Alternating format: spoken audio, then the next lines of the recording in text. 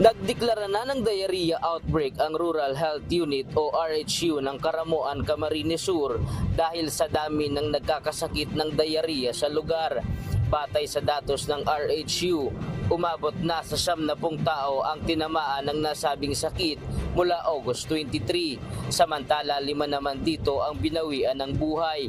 Naglabas na rin ng resulta ang Provincial Health Office ng Camarines Sur sa isinagawang water analysis sa pinagkukuhanan nila ng tubig inumin kung saan nagpositibo ito sa E. coli bacteria.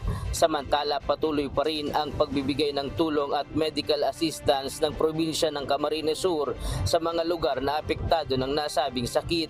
Patuloy din ang pagbibigay ng malinis na tubig na maiinom sa lugar.